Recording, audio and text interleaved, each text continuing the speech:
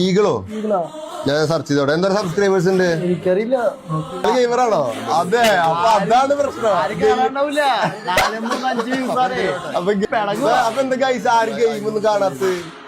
ഇയാള് ഗെയിം കാണില്ല എന്നുള്ള പ്രശ്നം പറയണ്ടല്ലോ. ചുമ്മാ ഈഗിളല്ലേ മക്കളെ, ഈഗിളിനെ ചൊറിഞ്ഞ എന്താ അവസ്ഥ എന്നുള്ളത് ഇവന്മാർക്ക് ഇപ്പോഴും മനസ്സ് അറിവില്ലായ്മയായിരിക്കാം. എന്താണെങ്കിൽ ഈഗിളിനെ ചൊറിഞ്ഞു കഴിഞ്ഞാൽ അത് തൊപ്പിയെ ചൊറിഞ്ഞ പോലെ നിൽക്കുമോ?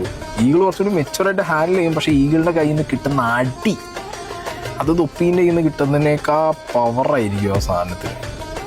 ഈഗിളിന്റെ റേഞ്ച് അതല്ല, ഈഗിളിന്റെ ഒരു ക്രെഡിബിലിറ്റി ഉണ്ട്. ആ ക്രെഡിബിലിറ്റീൻ്റെ മുകളിൽ ബിൽഡ് ചെയ്തൊരു യൂണിവേഴ്സ് ഉണ്ട് ഈഗിളിൽ. അതിൽ കുറേ പരുന്നുകുട്ടികളും ഉണ്ട്. റാഞ്ചി അടിക്കും.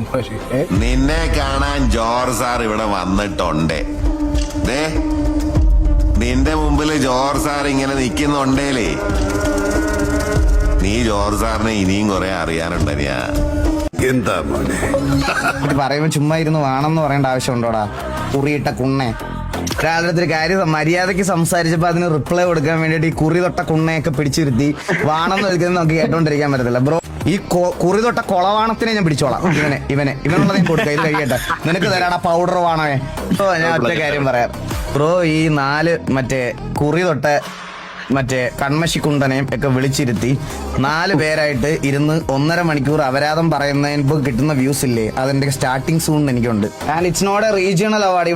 ഇവിടുത്തെ PR വർക്ക്സ് ചെയ്യുന്ന നോർമൽ ആൾക്കാർ ചെയ്ത ഇവന്റ് അല്ല, ഓൾ ഇന്ത്യൻ അവാർഡാണ് എനിക്കിത് കിട്ടിയത്. മനസ്സിലായ? Rising content creator of the year.